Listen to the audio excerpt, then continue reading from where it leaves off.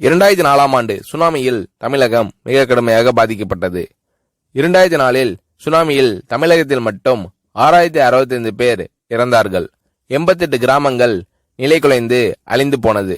இந்த சூழ்நிலையில் அம்மா அவர்கள் எடுத்த நடவடிக்கையால் 10 கிராமங்களுக்கு ஒரு அமைச்சர், ஒரு IAS அதிகாரி, ஒரு PRO என்ற ஒரு குழுவை அமைத்து உலக வரலாற்றிலேயே இது போன்ற மீட்பு நடவடிக்கை இருந்திருக்காது என்ற அளவில் 3 நாளில் பாதிக்கப்பட்ட கிராமங்களுக்கு மின்சாரம் வழங்கப்பட்டது. குடிநீர் வசதி செய்து தரப்பட்டது. இந்த மின்னல் வேக நடவடிக்கையால் அப்போதிருந்த இந்திய ஜனாதிபதி அப்துல் கலாம் மற்றும் அமெரிக்காவின் முன்னாள் அதிபர் கிளின்டன் ஆகியோரின் பாராட்டுகளை அம்மாவின் அரசு பெற்றது. அழுத கண்களை துடைக்கும் கரம் கொண்டவர் அம்மா அவர்கள். ஆண்டவன் யாரோ ஒரு நபர் மூலமாக வருவார். தமிழ்நாட்டிற்கு கிடைத்த தெய்வம் அம்மா அவர்கள். சுனாமியில் பாதிக்கப்பட்டவர்களில் 40 பேருக்கு 2 குழந்தைகளும் சுனாமியில் இறந்து விடுகிறது. அந்த 40 பேரும் ஏற்கனவே கருத்தடை ஆபரேஷன் செய்திருக்கிறார்கள்.